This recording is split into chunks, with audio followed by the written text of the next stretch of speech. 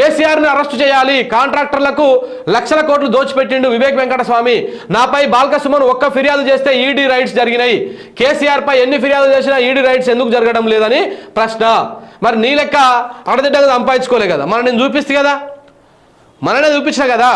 ఒక shell company పెట్టి ఆ కంపెనీకి 100 కోట్ల రూపాయలు ట్రాన్స్ఫర్ చేసిండు ఈ నల్ల కుబేరుడు.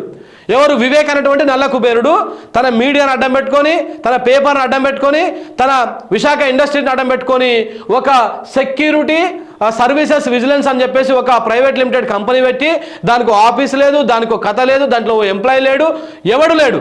కానీ దానికి 100 కోట్ల రూపాయలు ఈ విశాఖ ఇండస్ట్రీ నుంచి ట్రాన్స్ఫర్ చేసి ఇంకా ఆ కంపెనీ ఏమి లేదు, ఉట్టి పేపర్ల మీదే ఉంది ఆ కంపెనీలో లాభాలు వస్తాయని 20 కోట్లు చూపించిండు. ఆ కంపెనీ పేరు మీద 60 కోట్ల రూపాయలు అప్పు తెచ్చిండు. మరి ఇంత లంగ పనులు, ఇంత దొంగ పనులు ఎవరు చేయలే కాబట్టి నువ్వు చేసావు కాబట్టి నీ మీద ఈడీ రైట్స్ చేసింది.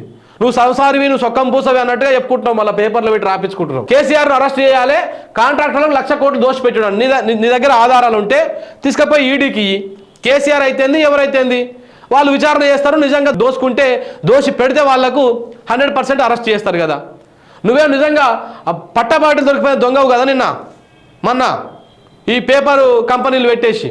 బాల్కసుమన్ ఒక్క ఫిర్యాదు ఇస్తే నా మీద ఈడీ రైట్స్ జరిగినాయి, మేము ఎన్ని ఫిర్యాదులు ఇచ్చినా లేవు అంట. నువ్వేమో అడ్డంగా దొరికిపోయినావు, ఆధారాలతో ఇచ్చిరు ఫిర్యాదు, నువ్వు కంప్లైంట్ తీసుకున్నారు వాళ్ళు, ఈడీ వాళ్ళు రైడ్ చేసిర్రు, అందులో వాస్తవాన్ని తేల్చిర్రు.